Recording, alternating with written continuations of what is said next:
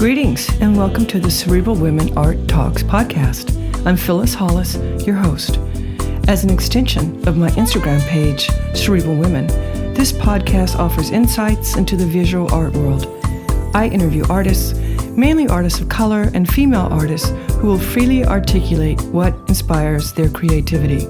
In addition, you'll hear interesting perspectives from dedicated art professionals who work with artists and the art institutions that feature them. I'm confident that collectively, these individuals will indeed stimulate your mind as they do our eyes. Please know these interviews are conducted in my Manhattan apartment, so please forgive the background sounds of city life. Welcome to the Cerebral Women Art Talks podcast. In this episode, I feature Mary Rozell, the global head of the UBS Art Collection. She is responsible for its strategic direction and management of UBS's art collection of over 30,000 works of art, considered to be one of the most important collections of its kind. An art lawyer and art historian, Mary is also the author of The Art Collector's Handbook, the definitive guide to acquiring and owning art, published in 2020. Launched in December of 2022, Mary was the editor of Reimagining New Perspectives, the UBS Art Collection. Mary has acted as an advisor to collectors, artists, and estates on all issues relating to the acquisition, management, and deaccessioning of private art collections, and is a recognized leader in the field. Enjoy this episode featuring Mary Rozell. She has had a very interesting life, and I'm excited to share a peek into her journey.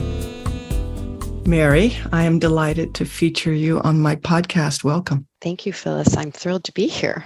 When in your life did you recognize your love of the visual arts? My parents were quite creative, but I didn't have a lot of exposure to art growing up, art per se, other than reproductions in our home.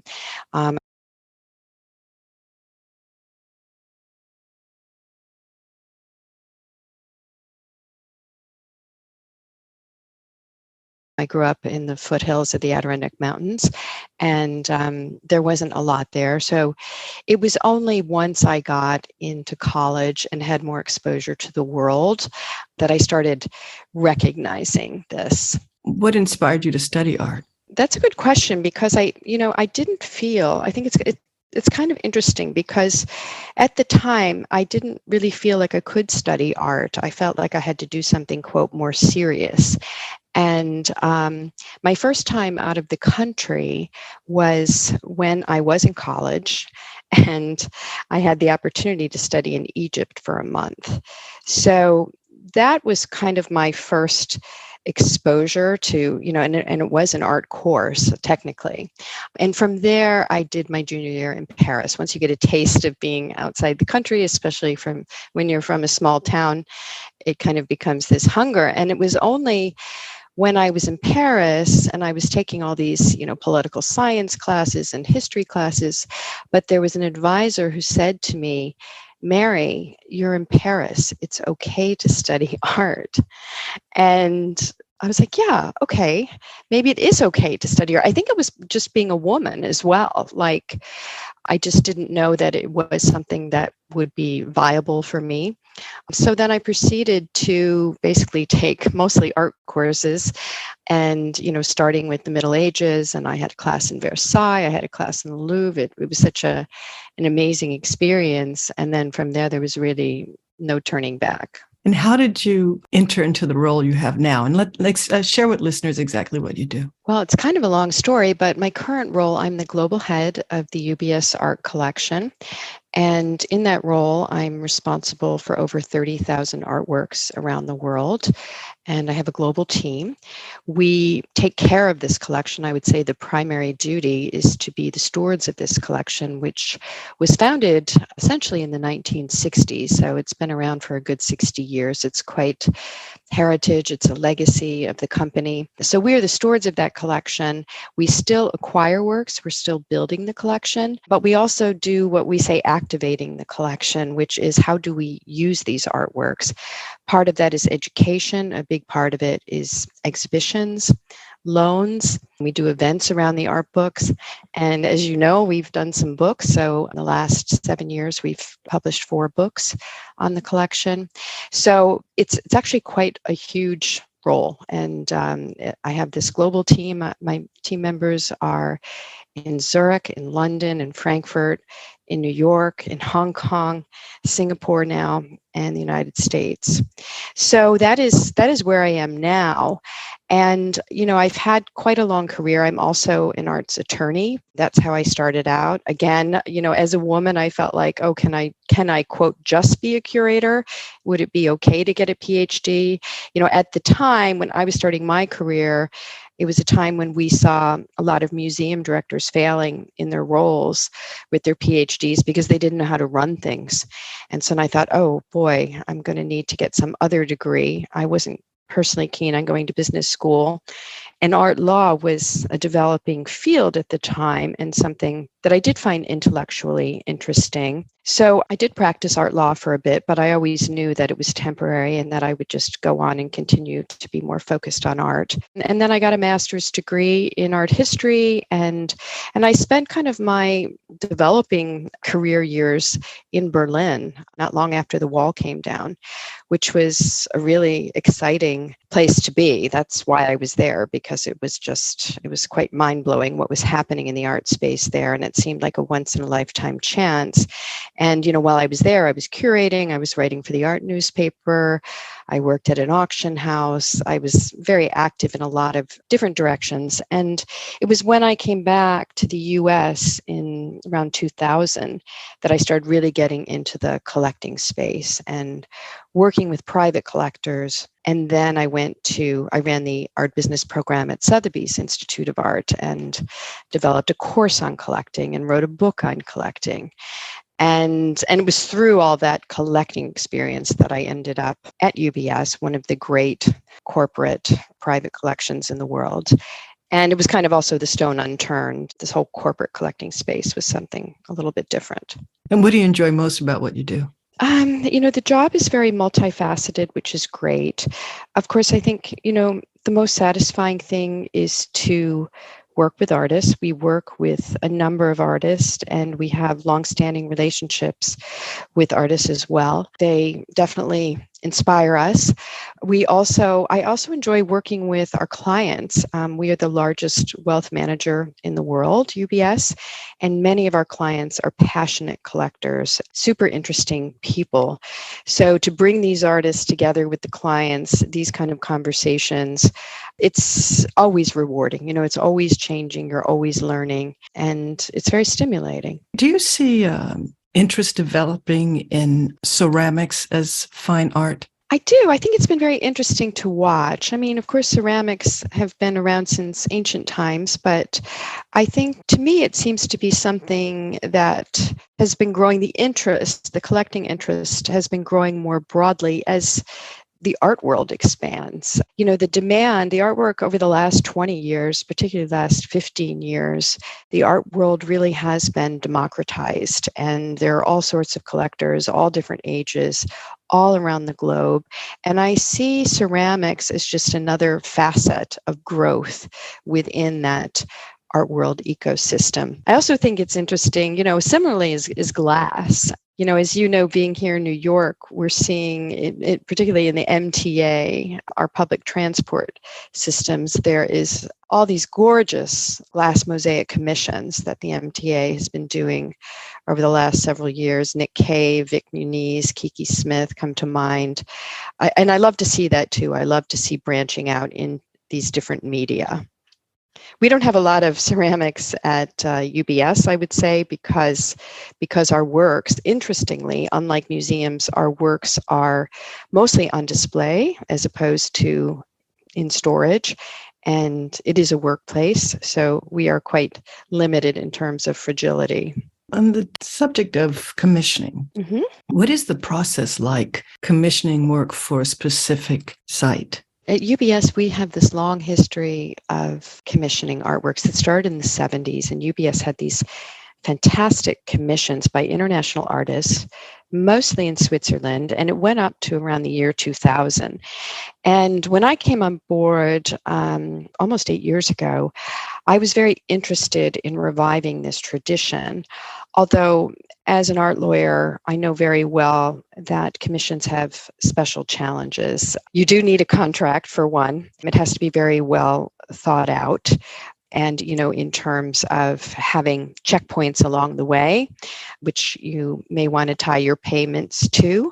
And then there is, the thing about commissions is I find that, they are often the biggest reward. It's not buying an artwork off a wall. It's getting a piece that is tailor-made for your space. The challenge there is you don't know exactly what you're getting or if you're going to like it. And the delicate part of it is you don't want to give artists direction in terms of, you don't want to be influencing their artistic freedom. You want them to be creating something, you want their vision to be intact. Particularly like in our environment, though, there may be things that might be off limits. We generally, because we're a workplace, we can't have certain subject matter that's too extreme or whatnot. And we also need to consider the longevity of the piece. What happens if we sell a building down the road? Can we remove that artwork? So there's practical aspects, there's intellectual property aspects, and there's the integrity of the piece, all of which need to be carefully worked out. And then the execution itself can be quite challenging because usually these works are sizable pieces. So, we will often spend, in some cases, we'll spend a year just negotiating a commission, and then the execution takes longer. But it's something that we have been really committed to, both in terms of installing permanent artworks in buildings around the world, generally our flagship offices, but also we've done shorter term commissions for our art fair lounges. We are the main sponsor of Art Basel and a number of other fairs around the world, including Art SG, which just took place in Singapore. And so sometimes we will do special commissions and work with artists just for these kind of temporary displays, which is also a lot of fun. What is your favorite type of art or paintings? Abstract, figurative? I don't think I can say. There's so much that I love and it changes all the time. I'm interested in all different periods of art. As I said, I started off with Egypt and kind of through my classical art history training, just worked up the timeline to the contemporary period. And along the way, I took medieval art while I was in Paris. I think I mentioned that. And, in that case, we're studying stained glass, we're studying tapestries, and we're studying architecture of the great cathedrals. So it takes many different forms. And of course, there's all different periods. I would say that my training, and as one gets older and as the art world gets more global and as we get out in the world and see things, I do think that my lens has been shaped naturally by a Western point of view. And that's something that has been, interesting to try to challenge over the last 20 years or so. Whether you go to Asia or South America or Africa, and you think, wow, if I hadn't grown up in a Western country, I hadn't spent all this time in Europe, what art, would have had an impact on me, and what would my path have been? I think that's our great challenge in the art space now, is it's almost overwhelming. How can you see everything when you're thinking about the whole world, as we do in our collection?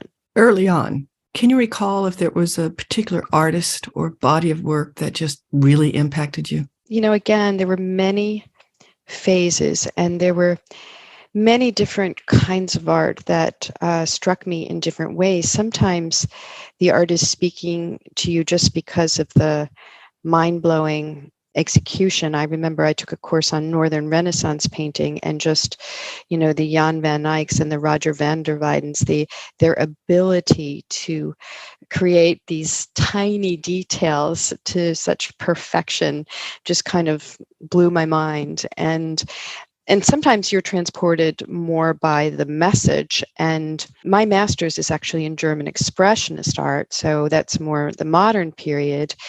And, up until then, I was a French major. I lived in France. I was very focused on all different eras in French art.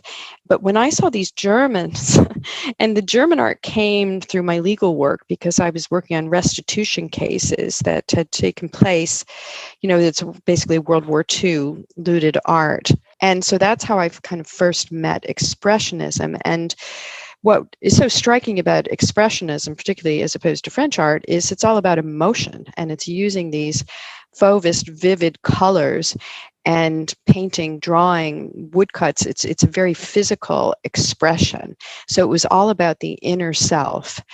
And I think that had a huge impact on me. And that really changed the course of things for me and was part of the reason I ended up in Berlin. And I'm still quite the Berlinophile, and I'm still very passionate about this moment in art history, which, has been revived in neo-expressionism in the 80s and 90s in Germany, and also, other global tenets of it. But I do, I was always taken by how that was such emotional work, also responding to history and the social upheavals of the time. What do you feel is the purpose of art? Well, on that note. yeah, exactly. Transports you, inspires you, and challenges the way you think. I think one of the great things about having this corporate collection is having people get upset about certain pieces and come into my office and say, I don't like that piece, I don't get it. And of course, contemporary art is, it's not like looking at a Renaissance picture. I mean, in a sense, the Renaissance pictures need to be decoded often in terms of knowing the Bible or knowing patronage and the hierarchies and all of that. But in terms of contemporary art, it can be quite intimidating if it's not speaking to you visually. Sometimes it's hard to know what's going on. And that's where the dialogue comes in. And that's what we love, to be able to speak about the art and the artist's message. So, it's all those things. It's transporting you, challenging you. And I think, when I work a lot, and I have worked a lot with collectors.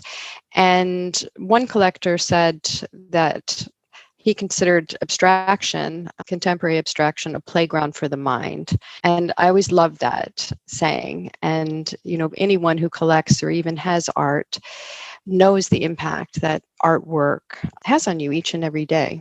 And I think it's also very personal, right? It's the art that one's like. We're all drawn to different artworks due to our own stories. And I think the impact depends on your own individual self and journey and interests. And what do you feel is the role of the artist? I think the role of the artist is to be themselves and be authentic. I think that is what, some people will say that artwork has an aura.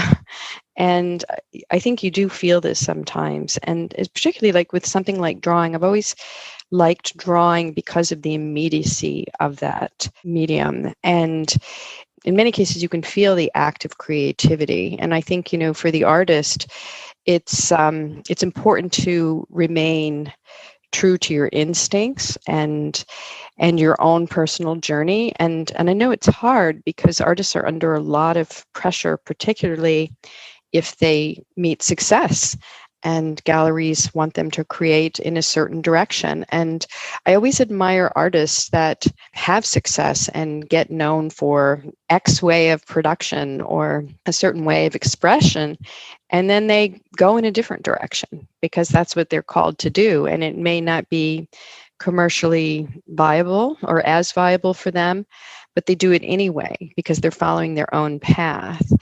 I also think it's interesting because then over decades, sometimes, if it's a long career, you see how those different paths connect. But I would say being true to the self is the most important. That's the job of the artist. Have you ever considered being an artist? Oh, no, I don't think I have the talent, but I do. I was drawn to photography early on. We had a dark room in our cellar, and my dad was a really good photographer. And it's a medium I always enjoyed and still enjoy and, have looked into academically. But no, I don't think that's my role in life, unfortunately. How do you keep learning? Oh, I think that's the reason we're in the art space, is because art offers you that opportunity to learn continually. So, and I would say it's not just the visual arts.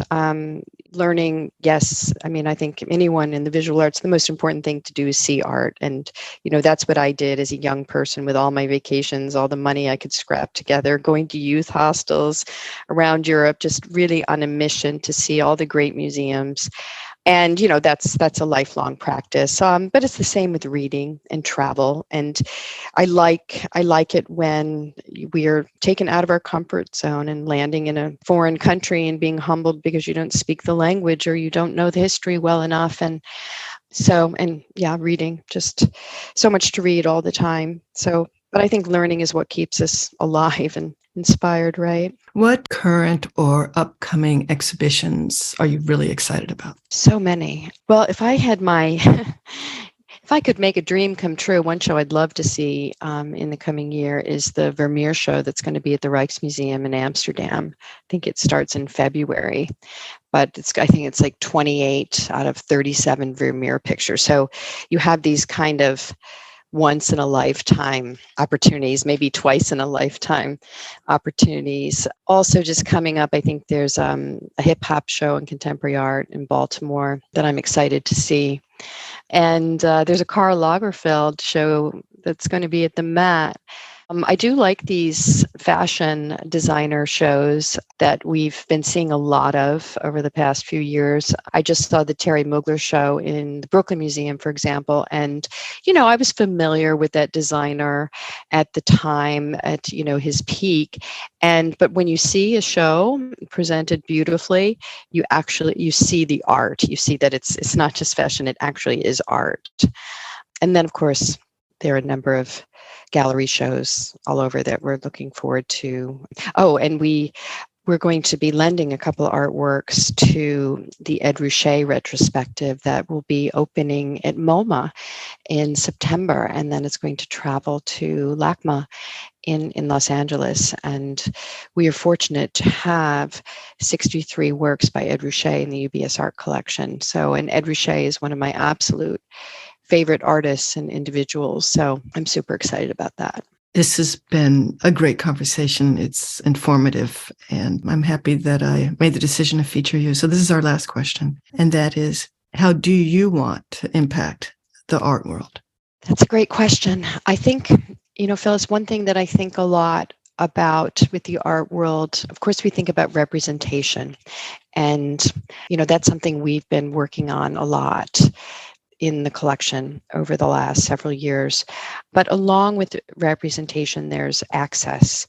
Who gets to see art? Who gets the exposure? And, one of the things we tried to do at the collection, corporate collections are, they're historically kind of secret. It's for the people that work in the corporation, maybe some clients. So, we have tried to open up the collection. We have a public gallery space at 1285 Avenue of the Americas that's free to the public during the work week. And, we lend works. We've gone online. We do virtual shows. We do exhibitions in museums. So we've tried to open up the collection and share the collection as much as possible. But that being said, a lot of the recipients of this openness are still, people who are in the art world, are interested. They already have access to the art world. They're the people who think of coming into a gallery. And what I'm interested in is, I think all of us as professionals, we have this responsibility to be more inclusive. But often by the time you get to the professional level, there's nobody to hire because they were excluded. The demographic you want to reach has been excluded from the whole elite art education system and art training system. And, I even had a taste of this, as I mentioned, growing up in a small town.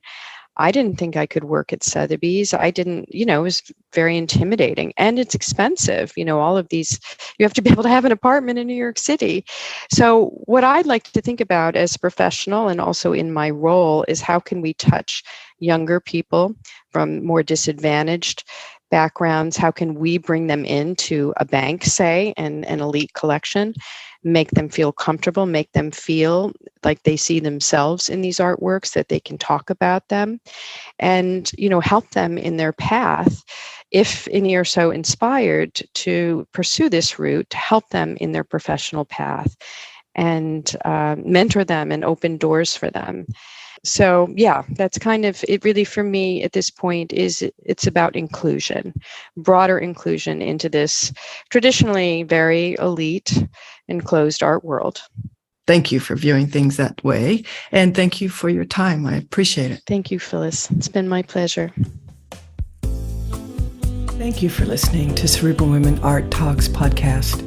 For additional content, please visit cerebralwomen.com and be sure to follow Cerebral Women on Instagram.